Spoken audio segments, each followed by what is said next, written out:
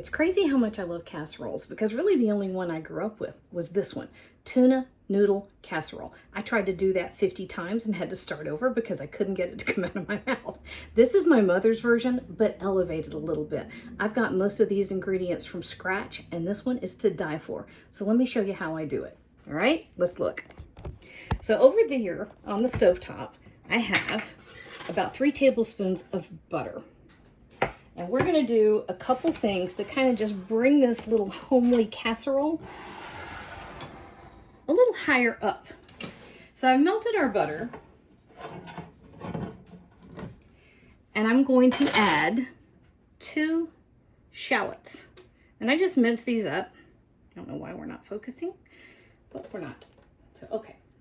And if you hear something in the background, my cat once again says that she's being abused because I'm not feeding her early. I promise she's not being abused. All right, so we're just gonna kind of sweat these shallots with a couple of, actually that was about 1, 2, 3, 4 cloves of garlic. And we are going to add baby Bella mushrooms.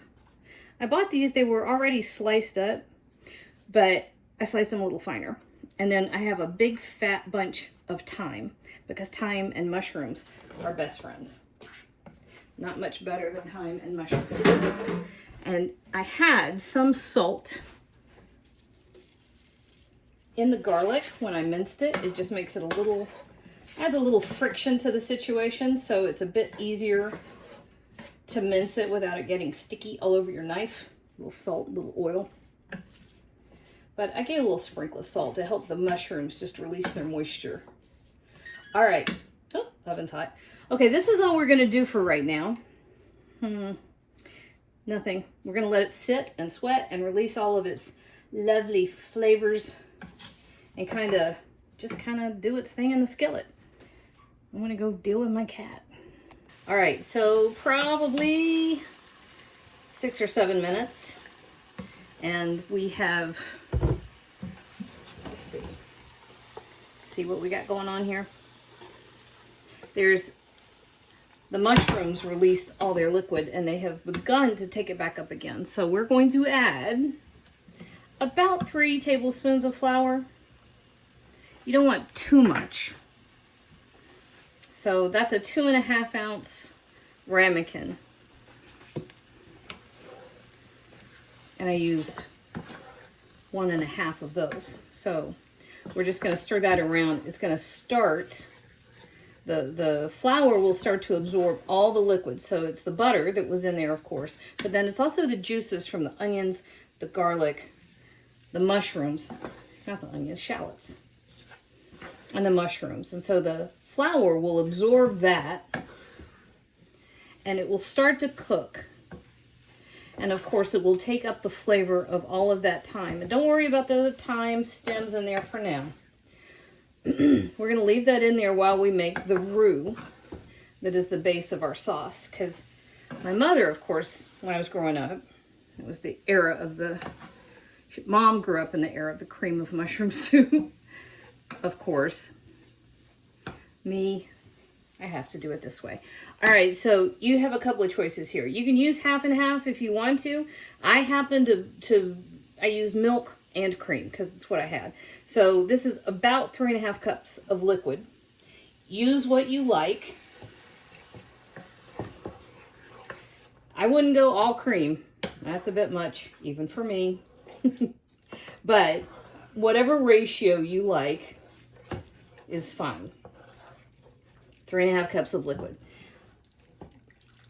Too much richness, I think. You overwhelm it if you go all cream. So I cut maybe a cup of the cream and the rest of it was milk.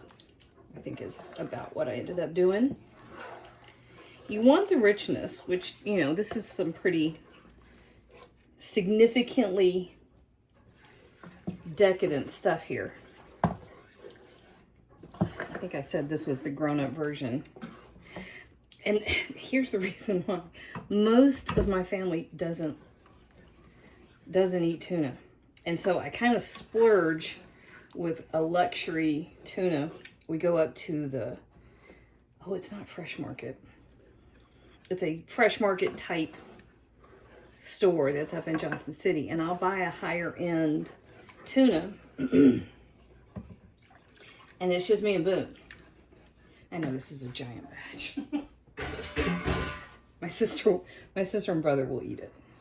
So I don't make it very often. And so when I do, I kind of go a little all out because I'll use the better tuna. So you can also use whichever one you like. I don't like the white tuna so much. And I don't like the ones that are packed in oil as much as the ones packed in water. If you get the higher end brands, you tend to get the ones packed in oil. That's usually your only choice. But try a couple brands, see what you like. If I'm just buying the grocery store tuna, I will go after the albacore tuna packed in water. That's the one I like. I grew up with white tuna packed in oil. So test what you like. Okay, so we have the shallots and the garlic and the mushrooms, the cream and milk. Now, 2 teaspoons, it's almost a tablespoon of Dijon mustard, and milk and cream and thyme are beautiful with Dijon. And I'm only giving it like half a teaspoon more of kosher salt because we did a tiny bit of kosher salt when we minced the garlic. We did a tiny bit of kosher salt when we added the mushrooms to help the mushrooms kind of release their liquid. And we're going to taste and adjust this, but you always want to season as you go. You don't want to wait till the end. You don't want to season at one stage because your food won't ever taste right. You want to do it in stages. And so at this point, well, that was like I don't know what that was, teaspoon of pepper. Just plain old black pepper. So at this point, all we're doing is stirring, and we're going to let our cream and milk mixture come up to a simmer.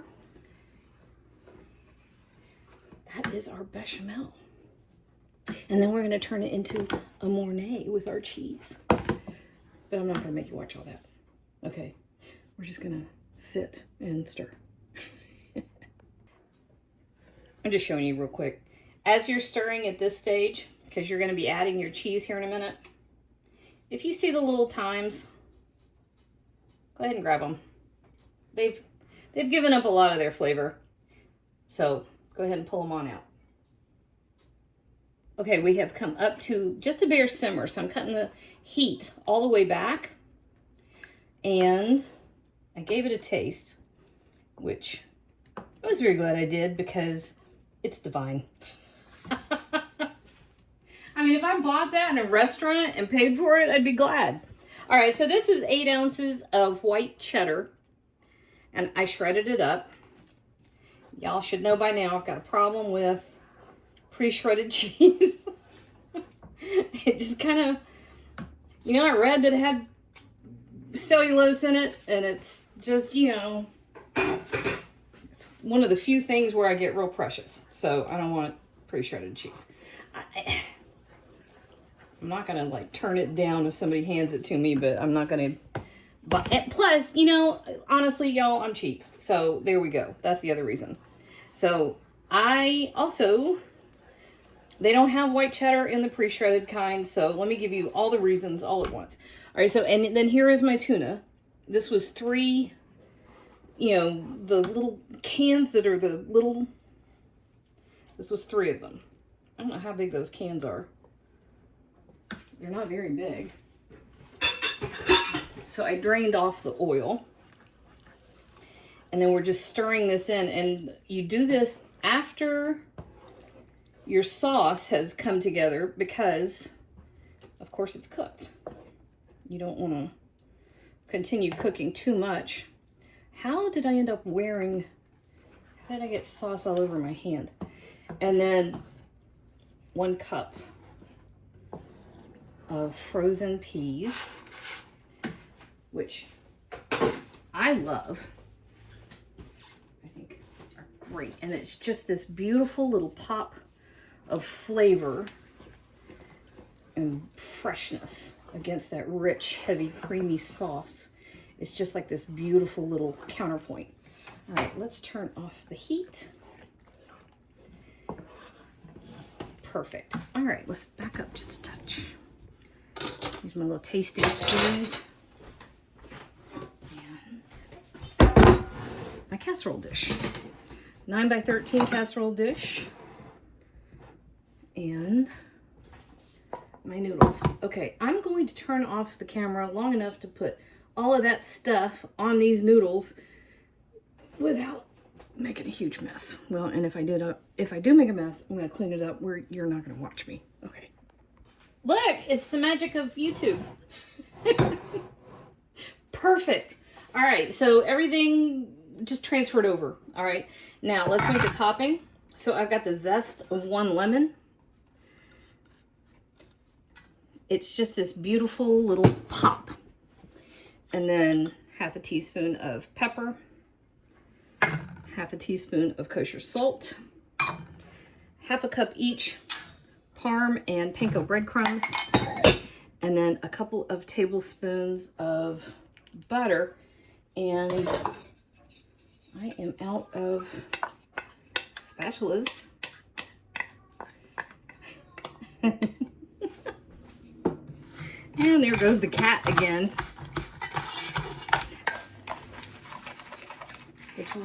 Yes, I know. Pretty sure she has just gone in there and killed a ball of yarn. That's been her latest trick recently. Hang on a second. Driving me nuts. Oh, maybe she quit. Okay. I will wake up sometimes in the morning and there'll be 3 or 4 balls of yarn on the bed that she's brought me in the middle of the night.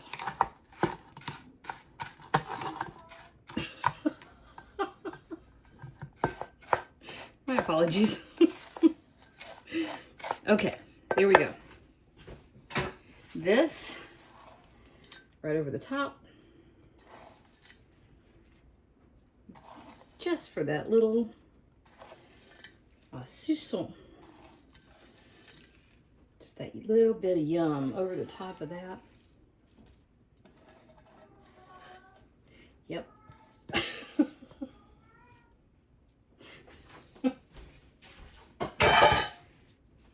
All right.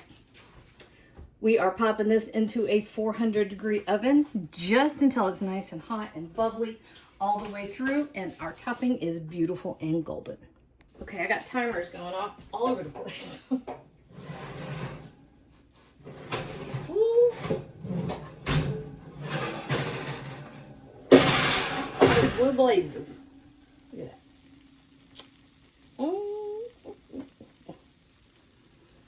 It smells good and looks good. That's our song. Okay. If I dig into that right now, I will have some major regrets.